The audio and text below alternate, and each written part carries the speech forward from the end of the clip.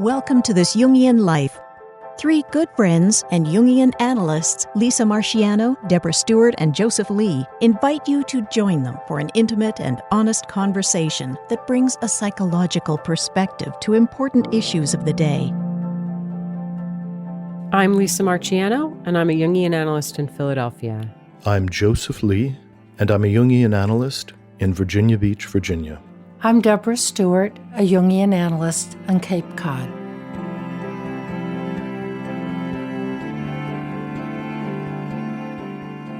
Today we're going to take on the topic of complexes, which was one of Jung's really core ideas. In fact, for a while, he advocated that his psychology be called complex psychology. So this was really central to his thinking. However, we've noticed that he used this term in many different ways throughout the collected works. And Jungians have a kind of diffuse understanding, in a way, of this term. It can mean lots of different things. So we're going to try today to talk about the different things it can mean, how complexes show up in our lives, how we can work with them. And we're going to try to avoid the pitfall of needing to nail it down too solidly, because it may work best if we let it breathe a little bit and not be so specific. So complex theory really is complex as well as complexed. And I think of complexes in sort of two big chunks that in themselves spawn subsets. One is, it's simply the way that we as human beings and our psyches are organized. It's our landscape, as if the landscape had, hills and trees and a pond and maybe a little brook. And we also often talk about it as being in a complex, meaning that the person has been emotionally triggered and is being carried away by a strong feeling in the moment. So I think therapeutically, when somebody comes in for a consult, most times they're coming in because something is a problem, that they're suffering in some way. And so more of what's written is about how powerful charged complexes can create problems in our functioning. But as Deb had said, complexes are also part of the natural structure of the psyche, and it's one of the ways that we organize experience. I'm wondering if we can just give a quick definition of complexes, because I'm thinking some people may be wondering what the heck we're even talking about. Okay, fair enough. It's such basic ground for us. But the key features of when you're in a complex, in that second sense of you're emotionally aroused, there is a feeling-toned, powerful element to it. There's a bodily sensation. It's associated with something that has a lot of personal experience or memory behind it. And there is an archetypal core, which means that there's a universality to this whole thing that is not just yours alone, but other people have it also. And I would think in this context, too, there's a real autonomy. It's our feelings have us. We don't have our feelings. We're caught up in something. And there's a way that there's a kind of imaged, feeling-toned identity to this thing that Jung called personification. And one way that it can appear is in dreams, being chased by something, or a feeling tone of great anxiety that you're in a house by yourself, or some very familiar experience that has its own identity. And it just takes place all on its own, even with a tone of compulsivity, of when this happens, I always have to do that. And many different psychological systems talk about affect regulation and our prevailing moods and our prevailing thoughts. But Jung was and I think in many ways still is, the psychologist who went into an imaginal world, as we all do every night, by the way, and then came to see that our complexes actually show up on the inner landscape as discrete images, kind of like inner people, so to speak, that when he observed them and interacted with them, he was able to become more conscious of his complexes and really understood how truly autonomous they were. Mm-hmm. The autonomy, and I think I've mentioned this before, shows up in something that Jung pioneered and which gave him the definition, which was the word association test. And in this test, the subject would be given a list of 100 words, and most of them are everyday words. Table, tree, water, and he had this very specific way of measuring, bodily reactions and timing the responses. So when there's no particular charge, somebody would say to the stimulus word table, might say chair. When there was something going on in the unconscious, the subject would maybe just choose a rhyming word or take longer to answer or have an inappropriate emotional reaction like laughter.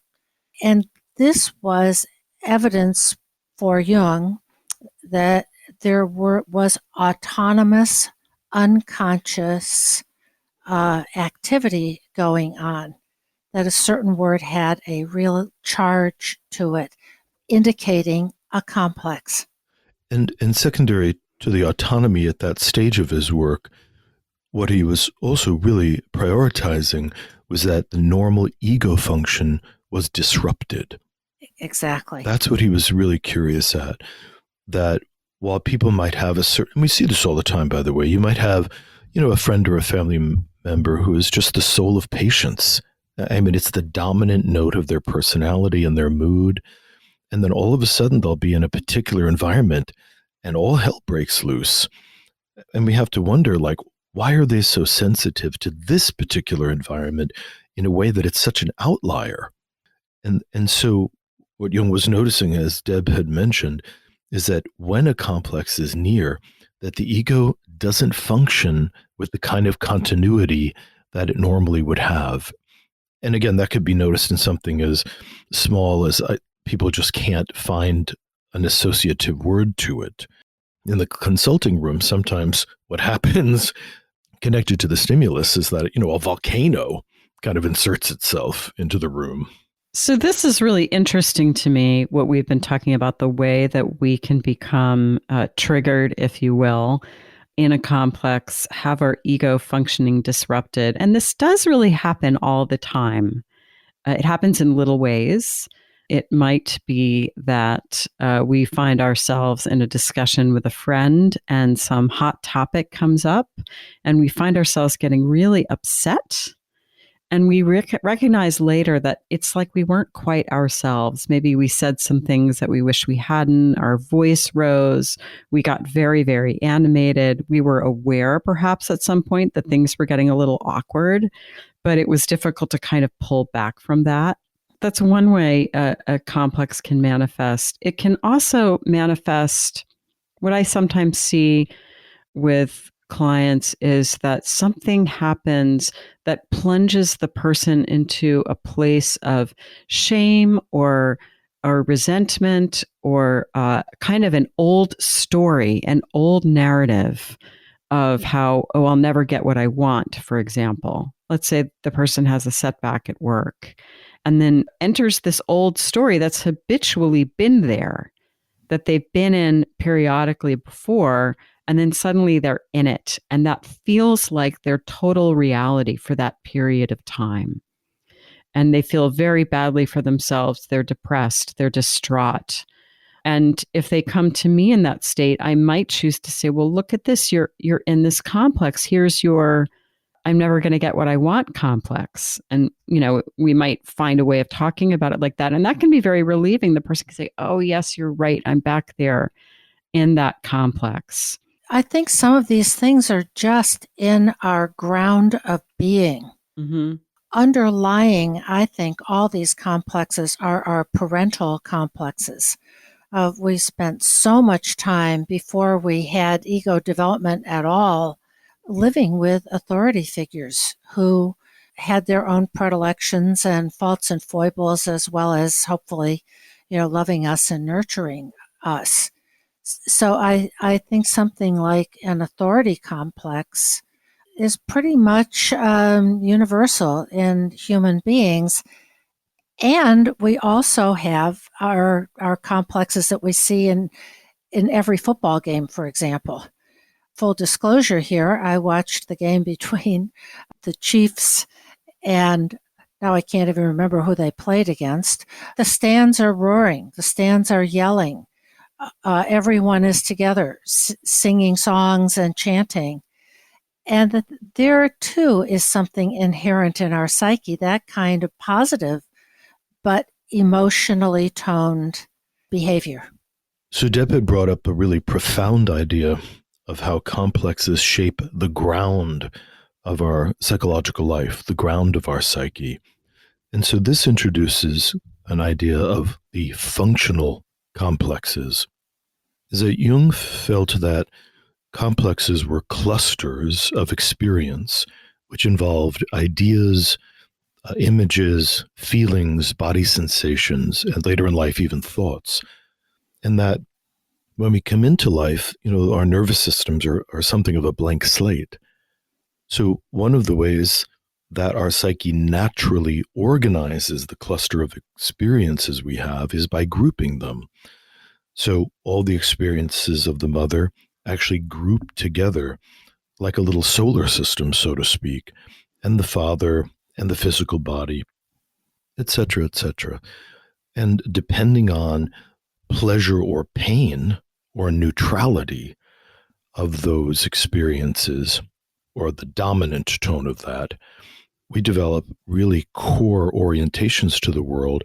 And one way that people are curious about that is through attachment style research, because that's based very much on the core experiences of how we are related to by these powerful parental figures.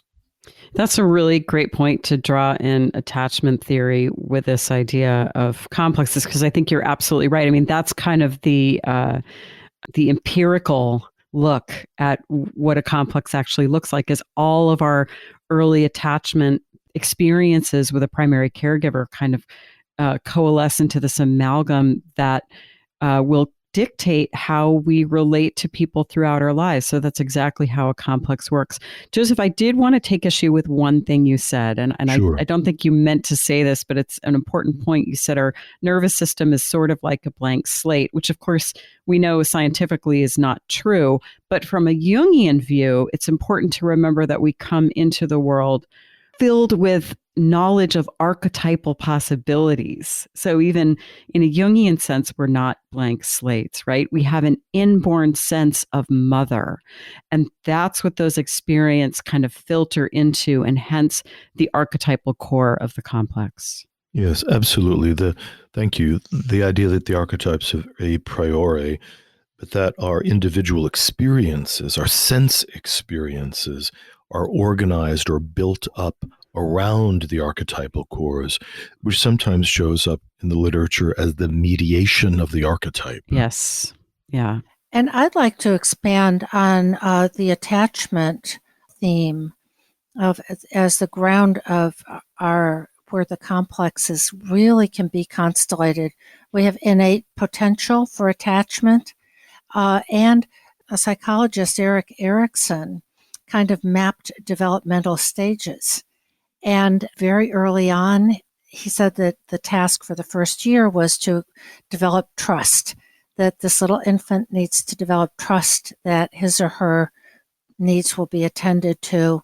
And then it goes up to something like autonomy versus shame and doubt.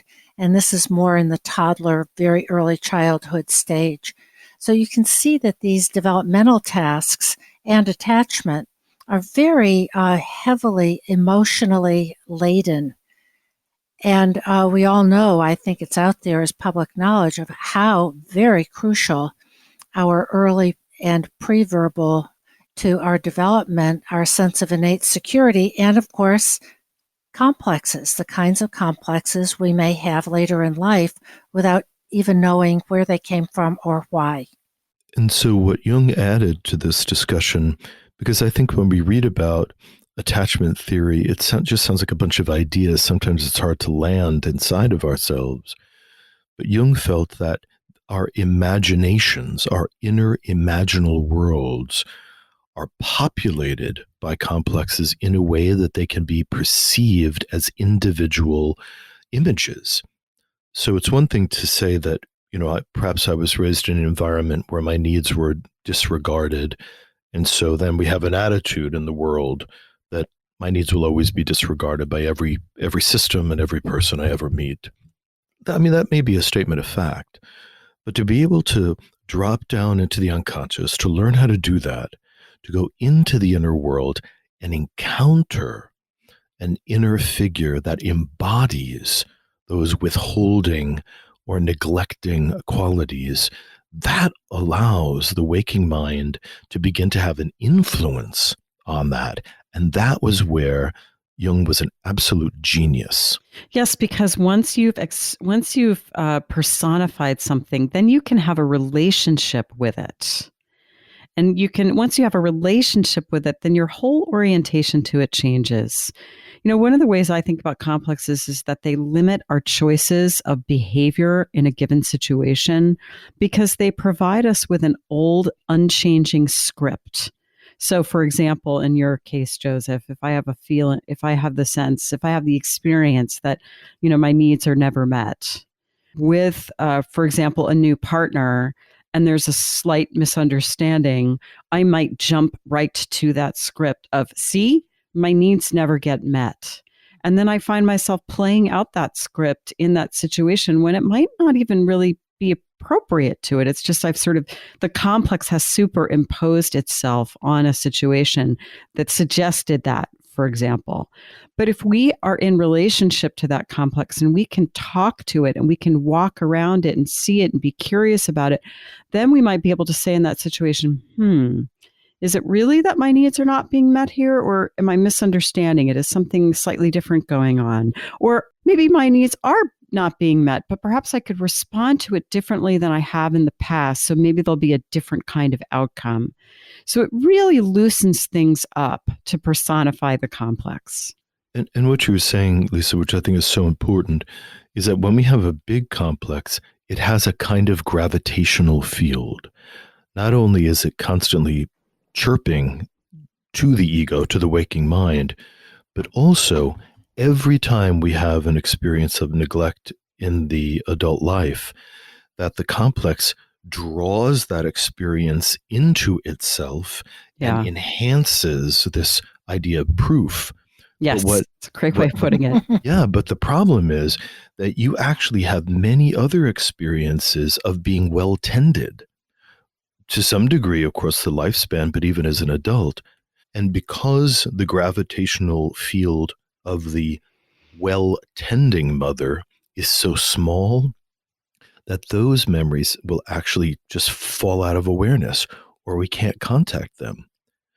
So one of the things that I think is a profound turning point in an analysis is after somebody has really talked through their trauma and the way that they characterize their childhood, sometimes, and all of a sudden, they will begin to remember positive experiences of the childhood that were eclipsed because the blazing sun of the negative complex just blotted everything out. The way, in the midday, you can't see the stars, but they're still there. And it's after the sun sets that you can finally see that there's millions of other points of reference in the sky. But it takes the setting of the sun or the depotentiation of the primary complex to be able to remember, there were plenty of people that were kind to me. Yeah. And I just couldn't see that. Yeah. That's beautiful, Joseph. That's really lovely. And I think we are wired to notice when something is wrong. Absolutely. That there's a predator out there.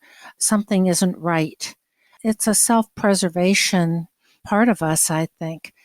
I think also, what you're talking about here is a range of severity or intensity around the complex. It can be, like you said, Joseph, something that is so bright and taking over that it's like the noonday sun.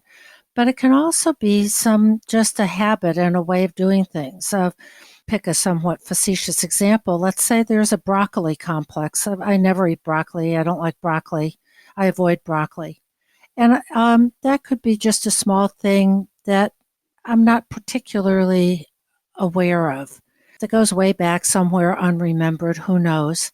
Nevertheless, it is a habitual response to that particular green vegetable, and maybe it's near relatives as well. Oh, those sulfurous memories that accumulated in our childhood, those stinky vegetables. Yes, like cauliflower. And at the other end of the extreme, it can be something as severe and awful as being really possessed, of people that get into such terrible complexes that they do things that are horribly destructive. For example, falling into road rage. And years ago, I knew someone who was on his way to the airport with his family, 2 kids and his wife, to go on a wonderful and long planned for vacation to Disney World. Very special. And something happened on the road, and he got into road rage, and his wife was upset, screaming and crying. His kids were terrified and crying. And when we met afterward, we really were able to talk about what had taken him over. He was, in that moment, possessed. So when the inner sun is so brilliant and it's so close to the waking mind that the waking personality is kind of stunned, and then we take on this kind of derivative personality, this tiny part of the personality, which in moments of overwhelming rage is one of the fight or flight responses. You're either going to run away or you're going to fight, or the third is actually you're going to freeze. But wherever this person went, something that shouldn't have been a life and death moment suddenly feels like it is. And then the rest of the personality is dissociated or kind of temporarily cut away. I think, in legal terms, in extreme cases, they'll call it crimes of passion. Mm-hmm. Absolutely. They're grabbed by a complex. In mythology and in fairy tales, this is something that's noticed because it's been noticed in human beings since antiquity. One little fairy tale, it's not a fairy tale, but a folk myth from Ireland that just comes to mind, that is actually a central to Irish and Celtic culture, is a myth of Cuchulainn, who was a great Celtic hero and a warrior. But what he was known for, as well as his escapades, is that when he was in a state of battle, he would go into a battle frenzy, rostrad, in which he would kill everyone. He would kill friends, he would kill enemies, he would kill anybody he could get his reach on. And so it was something that was admired in the midst of battle, but also greatly feared. And that tells us that this possession by rage is something that's an archetype as well. Mm-hmm. Yeah, that's a great illustration of the archetypal core that exists in a complex. It's in a folk tale, it's in mythology. Military people talk about people going berserk, or the berserker phenomenon. There is a complex in its possessive aspect. I'm hoping we can talk a little bit about what do you do when you're in a complex, because that's some useful information, isn't it? And what I'll work with people on is, first of all, knowing when we're in a complex. That in and of itself brings relief.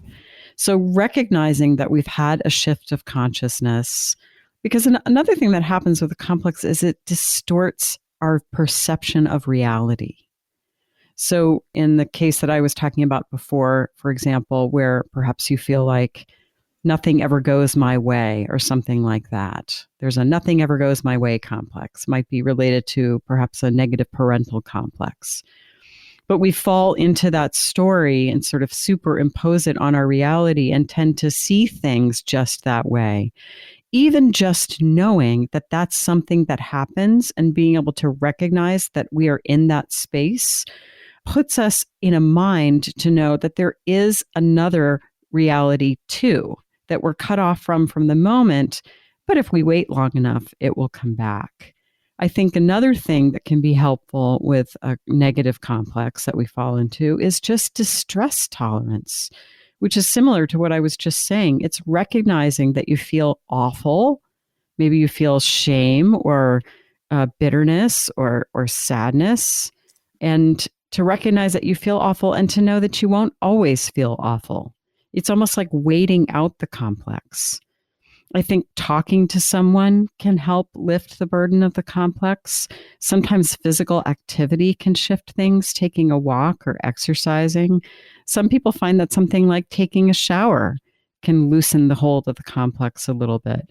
But one way that we can know that we're getting better is not that we don't fall into complexes, but that we recover from them more quickly.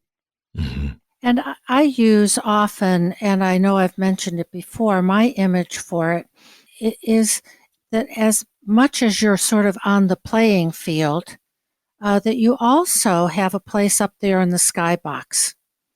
So there is a subjective experiential place, and then there can also be an objective or more distanced view of the same thing. And if you have that, then you can take a look at, maybe I could have done this, maybe I could have done that, but you're not as caught up in it and have the ability to be curious and choiceful or conscious about, okay, well, the next time this happens, first of all, maybe I'll notice it a little sooner. And secondly, I could do some of those things you just mentioned, Lisa. I could take a walk, take a break. Talk it over with someone. Yes, exactly. So I'd like to bring it down to a first step, a first step. Anytime we feel like our emotional response is disproportionate to the circumstance, that can just be the first signal. You know, you're sitting there in a restaurant and the waitress, I don't know, forgets to bring your spinach. And all of a sudden you feel all this heat boiling up in your body. And just to be able to say, the amount of anger I'm feeling is not proportional to the creamed spinach. That some part of me thinks that, that is really more than is required. So just our common sense can at least help us suspect something's afoot, even if we don't know what to call it yet. A very wise elder analyst many years ago was talking with me. And I said, so what's the first thing you do when you think you're in a complex? She was quiet for a while and she just very simply said, shut your mouth and sit on your hands. And it was jarring to hear that. But after years of observing my own mistakes and wishing I had shut my mouth and sit on my hands, I thought that was very pragmatic, which is kind of what Lisa was saying, is just to build up that containing muscle. It's a great way of putting it. To just kind of hold it. And it's also damage control, which is very practical. When we're in a complex, there's stuff that we're going to have to clean up when it's done.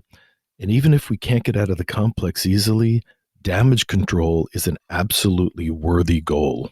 So really what we're talking about first in a sort of comprehensive way is becoming conscious and recognizing I have a complex versus projecting it out onto, your boss or the neighbor across the street, that it's the other person, not me, or not recognizing it, just getting caught up in it. Or identifying with it. That's just the way I am. Whenever these things happen, I just do this. But recognizing this is a complex and then having a confrontation with it. Yeah. And what's great, Deb, about that is that we're not just denying the complex or the experience around the complex, we're not denying its importance or significance, right? This is not about repressing anything. This is about coming into relationship with something, which is important because we're honoring the complex. It may, if we're talking about a negative complex that's disrupting ego function, it may be problematic, but it's also important. And this is another idea that's very particular to Jung, is that he called complexes splinter psyches. So there is a lot of energy wrapped up in a complex. There's a lot of wisdom, and having that confrontation with the complex carries with it the possibility that the complex will be transformed and will release to us its energy that we can use in other more creative ways. Absolutely. It has something to tell us. And when Jung said confrontation with the complex, he didn't mean battle. He meant what we've talked about a number of times in the context of dream analysis, is to turn around and say, hey, who are you? What do you want? What do you want me to know about you? And that's a dialogue, and that's the kind of confrontation that can be very useful and free up more energy for life. So one of the things that this is pointing to, Lisa and Deb are talking about, which is an interesting step when you begin to look back at your journaling, perhaps, or reflecting on what upsets you or sets you awry, is to begin to name things that seem repetitive. You know, as Deb was saying, I have a road rage complex. I have an authority complex because, frankly, every job I ever have, sooner or later, I'm in a war with my boss. You know, I have a boss complex. So the first thing is just naming it begins to differentiate it. It takes it out of this big cloud of distress by calling it something. And that's a very important differentiating process that the ego needs to do and can do. And then what happens is we are able to say that I am not rage, I have rage. Or if I discover that I have a traumatized boy inside of me, to be able to say with some authority, I'm not a traumatized boy. I have a traumatized boy who needs to be taken care of. And that's not just semantics, that really changes how the psyche functions and how it's shaped. Yeah, that's really lovely. I wanted to go back to this idea about, kind of transforming the complex and having the confrontation with it too. There's a fairy tale that I love this fairy tale because I feel like it really illustrates this just perfectly. It's a Scandinavian fairy tale called Prince Lindwurm.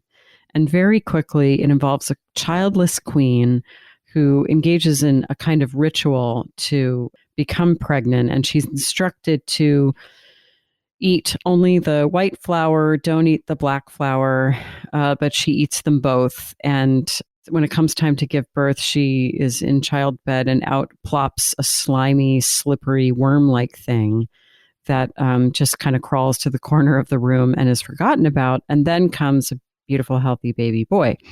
So all is well until the prince it comes time for him to marry. So he's driving down the road in his carriage. He's driving out into life. He's going to get life started.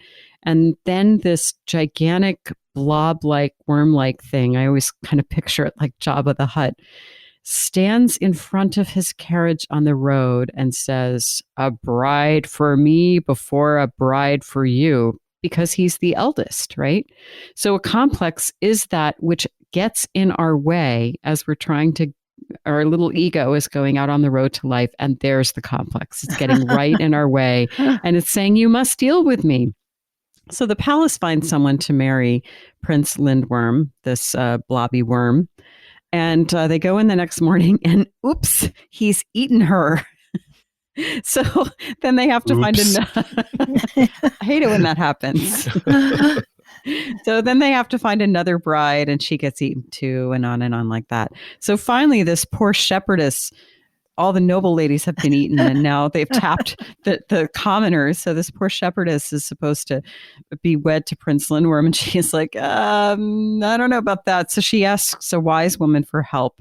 And the wise woman instructs her what to do. She says, you must wear 7 shifts under your wedding gown, and you must bring a pail of lye and a cat o' nine tails and a pail of milk. And when Prince Lindwurm gets you into the bridal chamber and asks you to shed a shift, you must ask him to shed a skin. Then when he has shed all of his skins, you must dip the cat o' nine tails in the lye and beat him until he's all blobby and gross. And then you must hold him in your arms and then dip him in the milk. And she says, ugh, the holding him in my arms part sounds the worst. But she does just as she's told. And lo and behold, what do you think happens?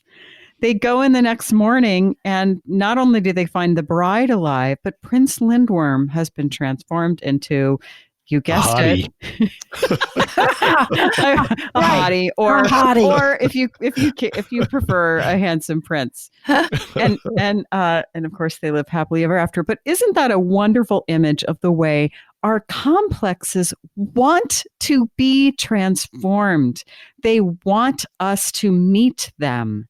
They want us to have it out with them so that they can release, the spell can be broken, and the energy that's trapped in the complex can become available to us for life. And that's also called an archetypal healing. Because at the center of all of that worm-like sludge is the archetype of the animus, the archetype of the prince, the beloved. Mm-hmm. Yeah. And that there has to be this kind of caustic cleansing process so that the distorted memories, feelings, and experiences can be differentiated from the archetypal purity.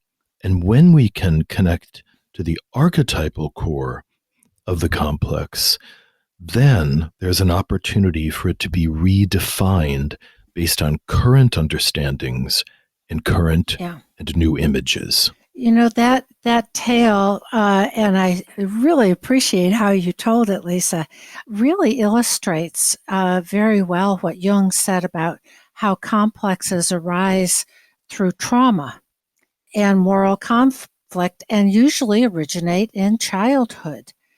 This poor serpent-like, unattractive, ugly child was rejected. He was outcast and became an unfeelingly narcissistic creature who devoured his brides, his own needs and hungers, which had not been met, contained, and constrained in childhood, had become overweening. Mm-hmm. Mm-hmm. And then our shepherdess princess heroine has this kind of confrontation, of having it out with him. So it's a really good illustration of how complexes arise, and what has to happen is that kind of interaction.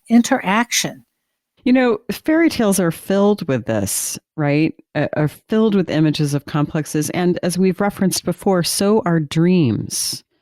In fact, Jung said that the complex is the architect of the dream.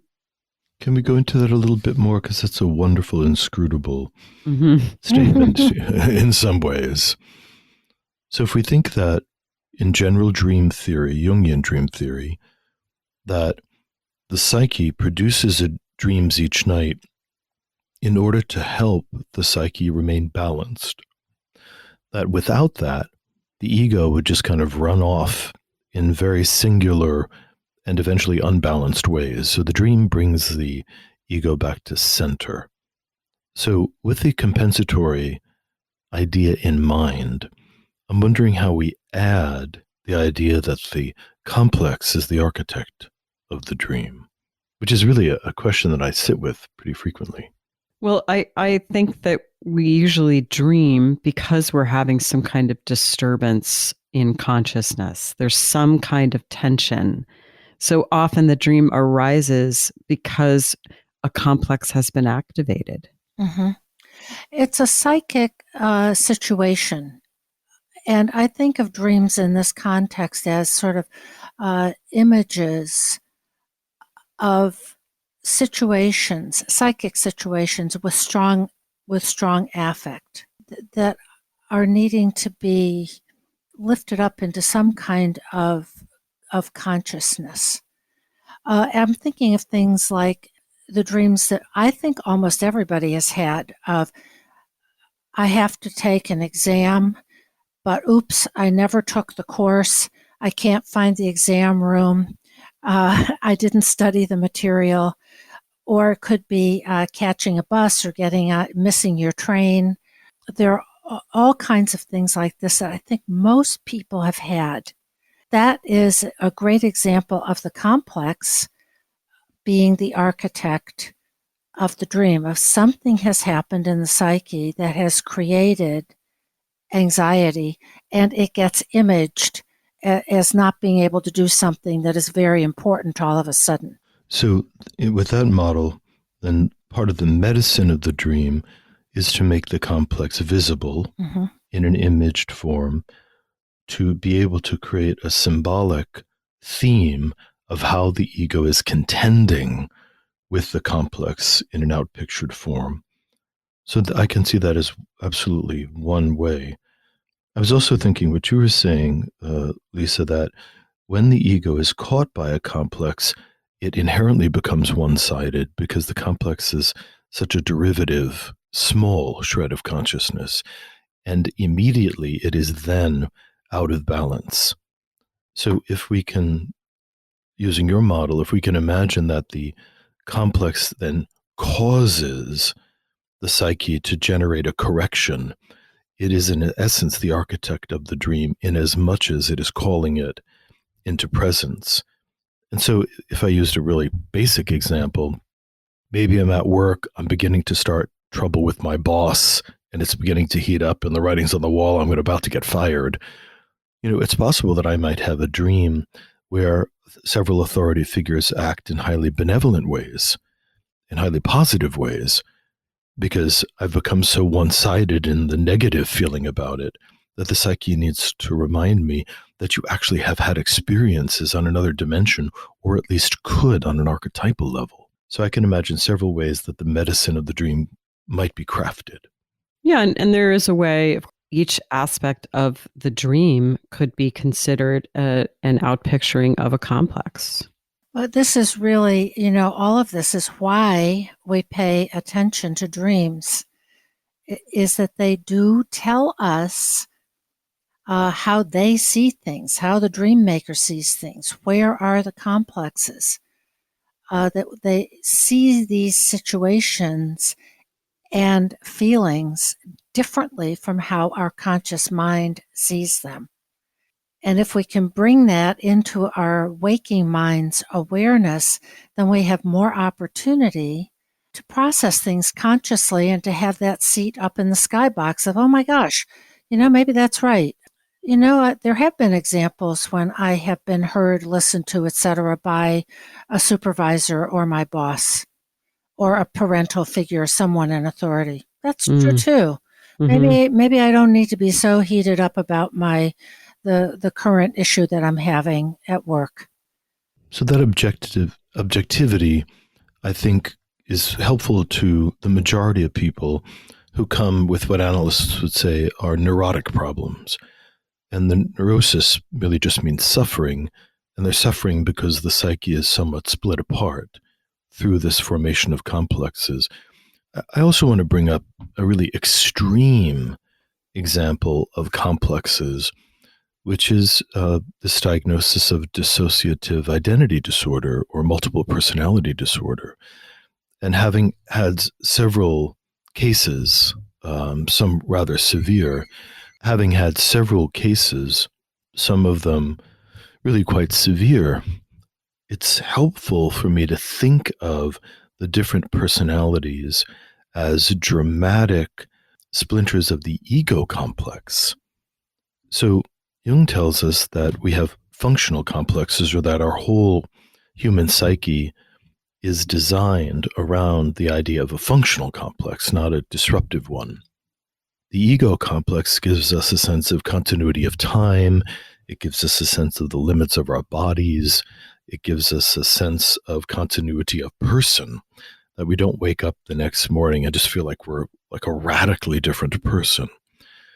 And yet, under conditions of very, very severe trauma, where what's happening to a child is so intolerable that a piece of the ego itself must be cut off and pushed into the unconscious just so the child can wake up the next day or perhaps the next hour and not constantly experience crippling and suffocating dread. So that compensation later in life can show up as having several deeply discrete centers of consciousness, which some of which the host, which is really the physical body, is not aware of. So it's possible that one sub-personality will emerge, totally stun the other parts of the psyche, so that memories of what's happened in at other times of day, other weeks, disappears, so that the whole life loses continuity, even because the ego is splintered. And if I imagine that, as I do with a complex, that this human being internally lives on a landscape, the landscape is populated, and sometimes it's populated with these different versions of the ego. And interestingly enough, even in that theory, over time, the host personality does need to be able to go into the imaginal world and begin to dialogue with these different sub-personalities, develop a relationship with them in order to integrate a sense of continuity, a sense of one ego position. Very beautiful, very difficult, very painful. But Jung had his finger on the pulse of that when he was discovering these things. Yeah, that's really fascinating stuff, Joseph. Before we finish, I want to just take a quick little side trip and talk about this word constellate, because this is a very particularly Jungian word. Jung talked about complexes becoming constellated. And I'm interested in this word because now we have this word triggered that we hear all the time. People are always talking about being triggered in the consulting room and on social media. And I think in a way, constellated is a good word to substitute for triggered. And I like it better as a metaphor. Trigger, there's this sense that it's totally out of our hands. Once that the trigger's been pulled, that's it. There's going to be this inevitable concatenation of events. Constellated, it evokes something a little bit larger and more mysterious. And it comes from the Latin for arranged together like a star, constellatus. So there's this idea that when something gets constellated, it mysteriously takes shape, and that it also guides our fate, if you'll allow me to revert to a kind of poetic understanding of the stars. That is really lovely, and it calls up the numinous quality. Yes, it certainly does. Of complexes, the psyche, archetypal realities that we are in relation to inevitably. And as much consciousness as we can bring to our complexes, the better. But they are constellations within us. There are stars. Yeah. And with that, it may be time to move on to a dream.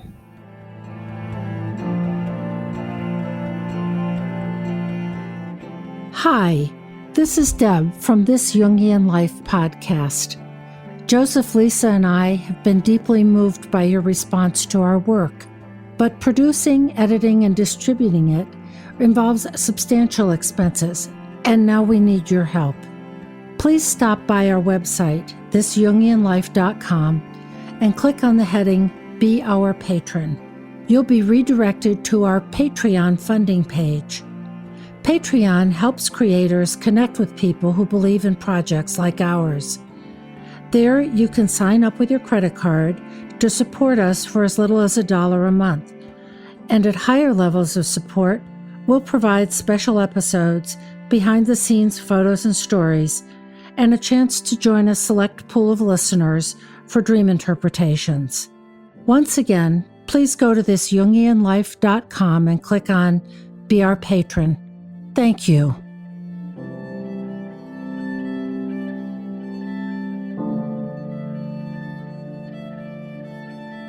Today's dreamer is 26 years old, a graduate student, and here's the dream. I'm going to become the next Queen of England.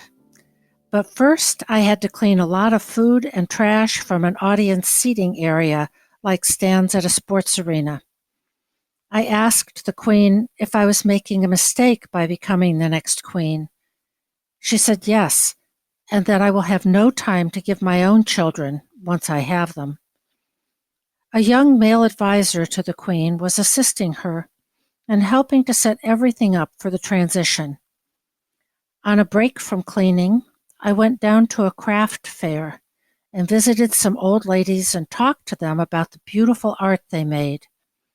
My grandmother was there, trying to print a photograph I took of a legislature building. I returned to my task, and at 6 p.m., I made my way to sit on the right arm of the Queen's chair, ready for the ceremony. And for context, the dreamer says that she had the dream after the start of her second semester in graduate school, and that she loves the field she's studying and wants to have a successful career that she gives all her energy to, but would also like to have a family and raise children, and that it's always been difficult to reconcile those two parts of her that feel contradictory. She says the main feelings in the dream were confused about becoming the queen and enamored with the art and crafts the old ladies were creating.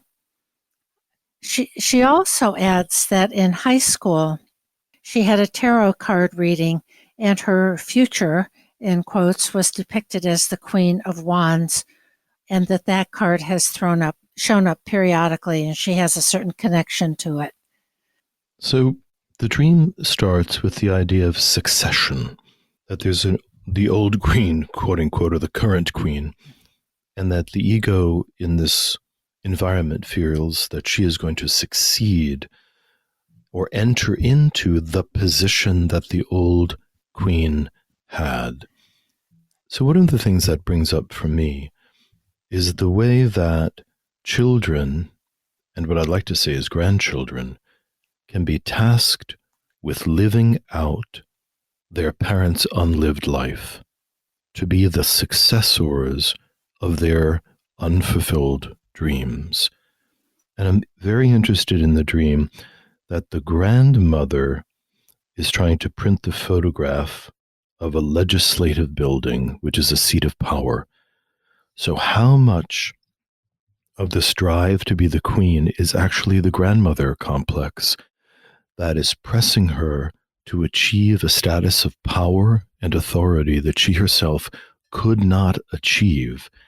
And the dream may be pointing out to her that the queen archetype is actually something that colonized her through the grandmother, and in fact may be alien to her.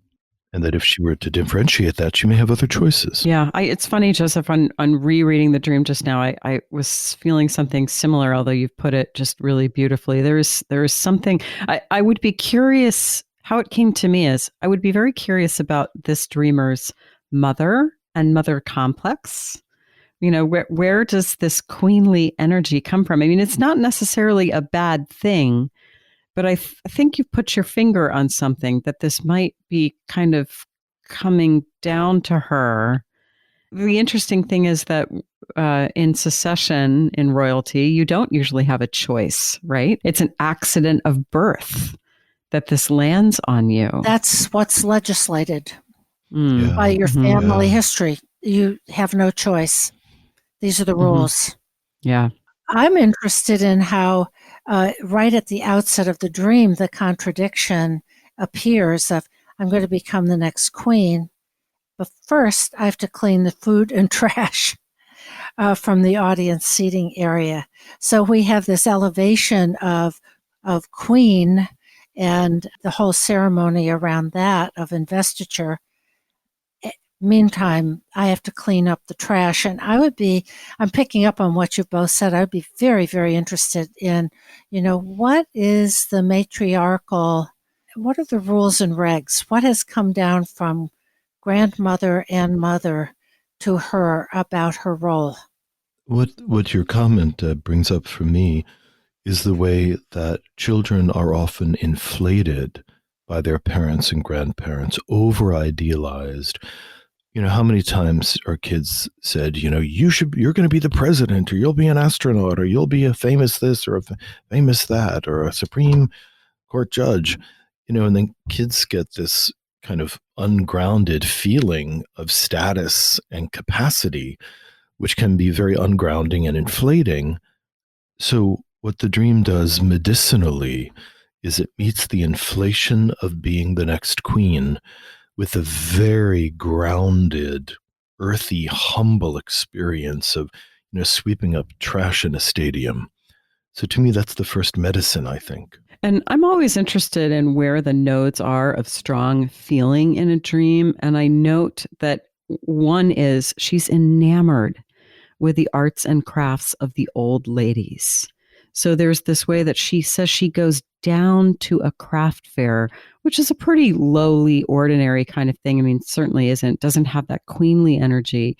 And she's visiting some old ladies and talking with them about the beautiful art they make. So there is the strong feeling, is not with the queen, but with this art that the old ladies are making. That may be where the energy and the psyche wants to flow somehow. And then, Joseph, as you mentioned, so when my grandmother is there trying to print a photograph of the legislature building, then I return to the queen, ready for the ceremony. So somehow I'm picking up on your earlier thesis, Joseph, that somehow this grandmother element with this photograph of this seat of power interrupts her ability to be with the beautiful art and puts her back up with the queen, ready to take over that role. I'm kind of back at the very beginning of the dream, which sort of depicts the psychic situation as it is. And I'm relating it to what, in my experience, many, many women have voiced and come to understand about themselves. That on the one hand, they have this kind of queen, matriarchal, womanly role. And on the other hand, that role mandates taking care of the family trash that you're there to serve. And I would say this dynamic has even been very, very well portrayed in the series that people are watching called The Crown. And the Queen Elizabeth, this role is foisted onto her. She has no choice. She doesn't want it as a child, but she must fulfill her legislated, in quotes, obligation. Yeah, it's bigger than she is. It's bigger than she is, and she serves the crown and cannot do all that she wishes to do just as a personal nature, because she has duties and obligations. And I'm thinking it shows up in the dream, as you've mentioned, with she's at the crafts fair. And those old ladies have access to their personal creativity. Yeah, and crafts are they're made by hand. They're made by hand, but the queen is not permitted to do that. She must A, rule, serve something greater, and B, clean up the trash, the collective trash. So there are certain ambivalent duties about being possessed by the fantasy of the queen. Perhaps the dream is actually making sure she knows that it's not all going to be some kind of, imaginal Cinderella story, but it's going to be really complicated. Where I want to steer back to is this feeling that I still have that the idea of the queen has colonized her, perhaps by the culture, by her grandmother, by her mother, by any number of things. And as Lisa, you mentioned, when she goes down deeper into the psyche, she sees wise old ladies, my word wise, which very commonly in dream analysis can be a symbol of the self. Yes. Can be a symbol of the center of the personality. So she kind of has a decision in the dream. Is she going to stay connected to the self and manifest its values, or is the ego going to align with something that's colonized her from the outside in? And her affect, as you mentioned, Lisa, is giving her some information that there's something really positive about being close to the self, the wise old women, and the ways in which they spend their time. Now, what I don't want to impose on this is that I don't think that being the queen explicitly equals having a career. It's an attitude that's being carried into life. So with the wise old women who are productive, and they're in a marketplace, it's a craft fair. It's the marketplace. But they're producing something in the marketplace that's congruent with themselves, or they have an attitude about it that feels congruent. While the attitude of moving into business as the queen, there's no time for children or other values. So I think it's a crossroads of feeling and attitude. Yeah, Joseph, I think that's exactly right. That I'm right with you. I think that's brilliant. I do too. And what I'm noticing is that the craft fair is down under. I went down to a craft fair. Yes. Whereas the queen is elevated, and that the crossroads here, as you put it, is how to not have those things be so separate, so split apart. Is it not possible to have access to your own personal predilections, creativity, and joyful life, making things, and at the same time be devoted to your career up in the world? So there's something here, as you say, about what's the attitude here, that it has to be one or the other. Yeah, and the word imperious comes to mind, which is the same root as the word imperial. So to adopt a queenly mode of moving through the world, it's, undoubtedly seductive in some ways and costly. I'm also curious, and you can really respond to this, Joseph, of her kind of identification with the tarot card, Queen of Wands. Yeah, the Queen of Wands, when tarot is overlaid on the Kabbalah, has to do with this kind of primordial form-making function. And this, in some ways, could be seen as a kind of corporate role, that there is the inner king who provides the seed ideas of innumerable things, and then they're passed on to the Queen of Wands to operationalize them. I'm wondering if this operationalizing of intuition, operationalizing of abstract ideas, could be something that she's attracted to, or a talent that she has. And I think it's also, very much an archetype. I do want to come back to the dream for a second, because we haven't brought up something that I think is really instructive, is that the queen tells her she's making a mistake. Yeah, that's true. That's a great point. So even the archetype of the queen is like, honey, you're on the wrong path. Yeah. But if you want to hang yourself, here's the rope. Yeah, but that's true. I'm telling you, this is a mistake. Yeah, and specifically, you won't have time for your children. And she does say she wants to get married and have children, but that could also be creative children as well. So yeah, if I had to take a wild guess, I would imagine that in this dreamer's family, that there's a real matriarchal feel to it, and that she has been encouraged to be high achieving. And at the end of the dream, the very last thing is, despite the queen's warning, I made my way to sit on the right arm of the queen's chair, ready for the ceremony. Do you get a sense that the ceremony is the ceremony of succession? Mm-hmm. Like, I'm not sure which ceremony. Yeah. Is that the feeling? That's the way I understood it. Yeah. But yeah, so some stuff for this dreamer to work out. And of course, we didn't even mention that this dream got submitted in the midst of the Megxit Yeah. drama. I love that. But it seems like it's all of a piece in a way. So Yeah, Prince Harry and Meghan Markle, cordoned by all of these royal duties.